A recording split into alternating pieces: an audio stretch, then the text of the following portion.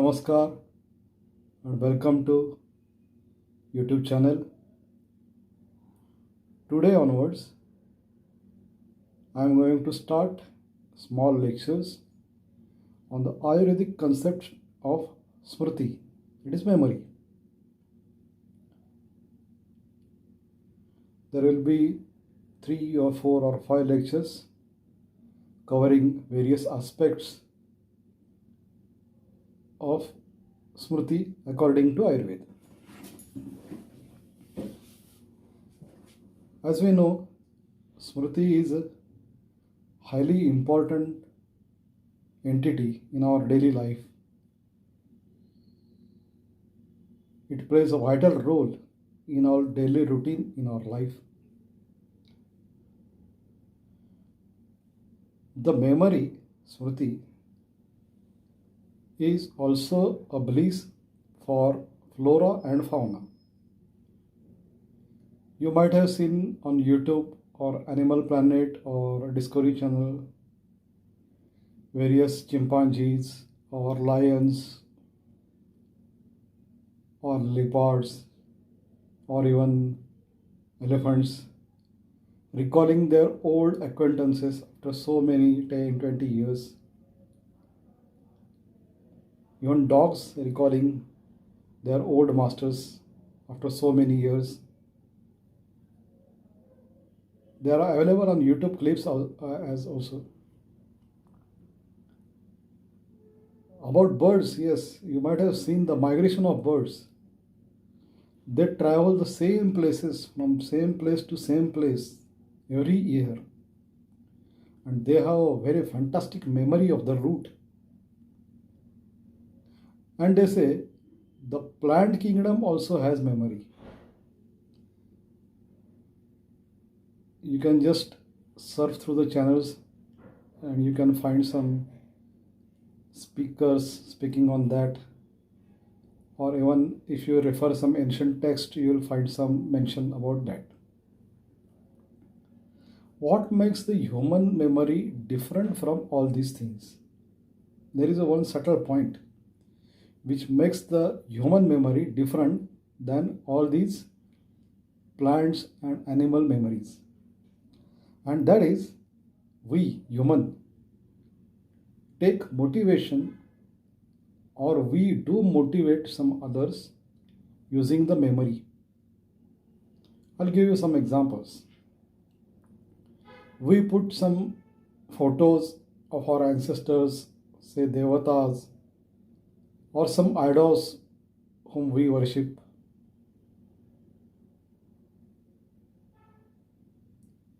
So that is to memorize you about their certain qualities, their certain attributes, their certain traits. And we try to behave like that. We try to copy that. We try to assimilate into that faculty some whatever teachings they have given us. Similarly, we do use the memories to motivate others. This also we experience in our daily routine.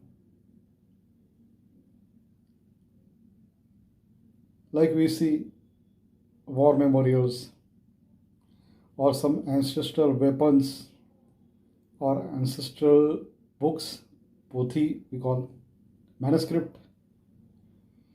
They are there to motivate the next generations. So this is the second another thing which makes difference between human memory and other memory. So there is basic difference between memory is common for all. All the living things, living organisms, they do have memory. But getting motivated using memory or motivating someone other using memory is something different what we do in humans. This is point number 1. Now when we think about the memory according to Ayurveda never thinks about the memory or Smriti as a stand-alone entity. Stand-alone is a typical IT sector word. So the memory, Smriti, is not a stand-alone entity according to Ayurveda. Ayurveda has Pradnya. That is a subset, and that set has subset 3, Dhi, Dhruti and Shruti. Dhi is Buddhi, that is at absolute subtle level. Buddhi works at 2 phases. Again, that is virtual, like cloud. So the Dhi is like the Charaka Tikakar, Chakrapani says, Buddhi Darpana Sankrantam Jagadadhyaksha Mikshate. So he uses the phrase Darpana, Buddhi Darpana, as analogy to express his views. So Buddhi at subtle phase 1, it accepts whatever it is seen or perceived as it is. And another subtle level is inferencing after that cognizance. The first level is perception level, and another level is its inferencing. So this is Dhi or Buddhi. The primary perception level and inferencing are so quick and so subtle that it seems to be happened the same time. But at a certain level, they are different and have subtler level. There is some time gap. It may be small, very minute, but it is there. Another faculty is Dhruti. Dhruti is storage. Again, it works like cloud. It is virtual cloud.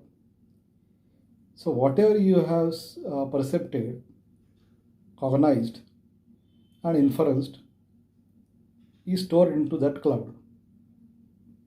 So that cloud is Dhruti, Dharana. And then it is Smriti, that is recall. Thus, the faculties Dhi, Dhruti, Smriti combined together make Pradnya. The Pradnya is set and Dhi, Dhruti, Smriti are subset. Again, Dhi, Dhruti and Smriti are dependent on each other and they are complementary to each other.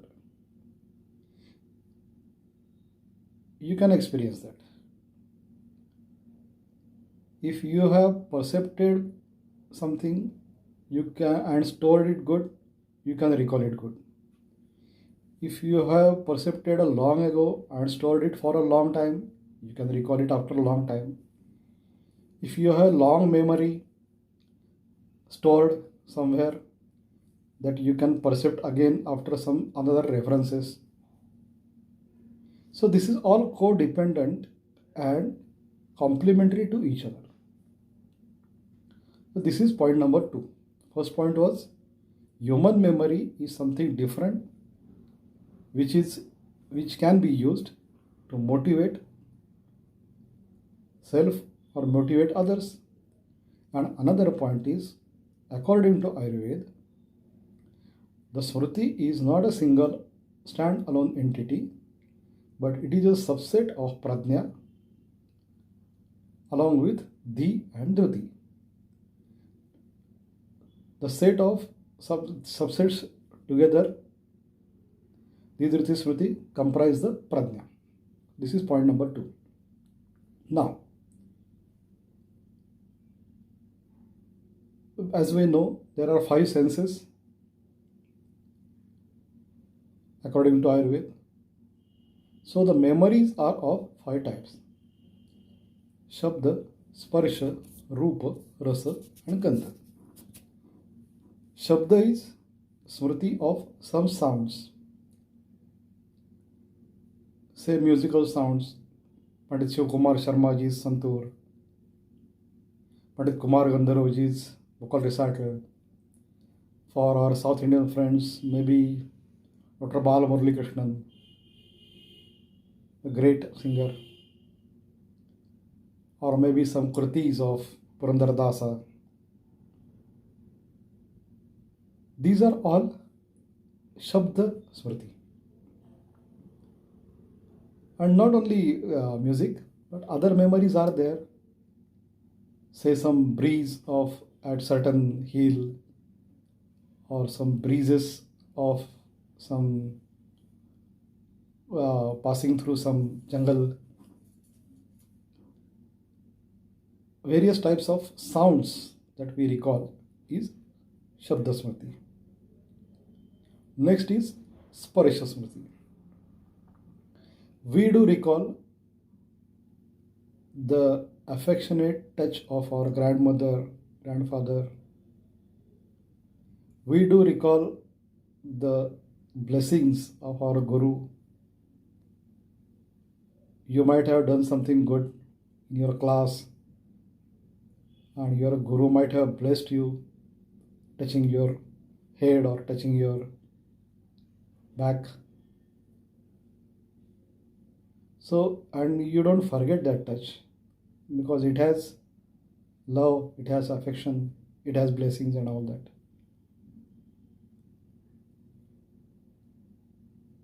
These are all Sparsha memories. And even you may recall some touch that you might have done unknowingly, some hot boiling object, utensil you might have touched when you were a child. That memory is also there. Not necessarily all the memories should be good. There could be some bitter memories also. So this is Sparsha memory, Smriti. Rupa is whatever you see. This is third. You may recall some hill, you may recall some Rama Mandir, you may recall some nice movie. Whatever you have seen and you recalling, it is a Rupa Smriti. Shabda Sparsha Rupa. Then it is next the Rasa. Rasa is taste. We know Madhura, Amla, Lavana, Tikta, Katu, Kashaya. These are 6 tests, and accordingly we have memories.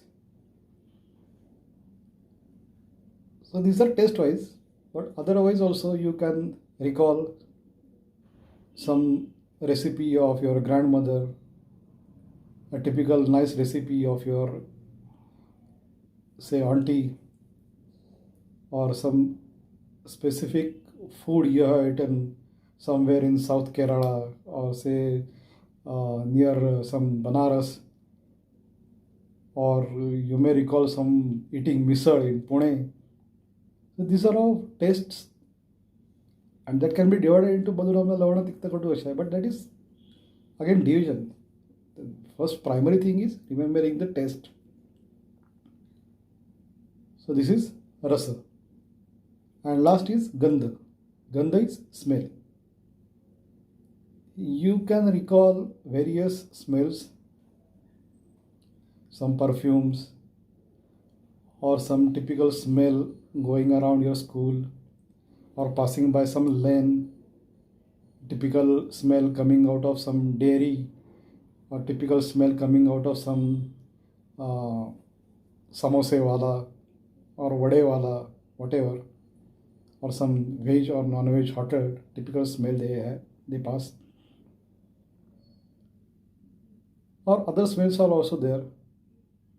So all these smells you can recall. My place is Pune, and there are regular passers-by who go to Mumbai and come back. Early morning they go to Mumbai by trains, Deccan Queen or Pragati Express, whatever they choose, and they work around there in Mumbai and come back at night. This is a routine for years, so many people, maybe thousands of them. daily commuting between Mumbai and Pune. So if you close their eyes and ask them which station we are at now, so they will take a deep breath and they will tell you we are at certain this station. How? There is a smell, a typical smell of each station. I had experienced that while I was going to Mumbai. That person said, "Now this is this station." I said, "How?" The there is no the train has not stopped. He said, "No, the typical smell indicates that station." So the train, though it doesn't stop, I can tell you we are passing by the station. Nice experience. So even when we crossed the Aurora station, I asked him, "Now can you tell?" He said, "Yes, I can tell." So he was used to that memory of smell. Fine. So first point was all the living organisms have memory. Second point was humans have exceptional ability of getting motivated and motivating others using the memory. Third point was, according to Ayurveda, memory is not standalone entity. It is complementary and codependent on the and Triti. And a fourth point we just now focused is the memories are according to five senses. There are five types of memories. Now please pause the video. There is a table projected here, and take a paper and pencil and write down three memories of each sense. That is three memories of Shabda, Sparsha, Rupa, Rasa, Gandha each. This is your today's small, not exactly homework, but what I am trying to do is to start logical thinking about memory according to Ayurveda.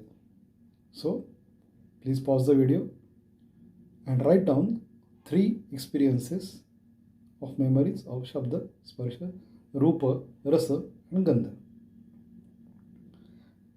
In next lecture, we will see the process of memory and some allied subjects. So this much is for now. Let us meet again. Thank you.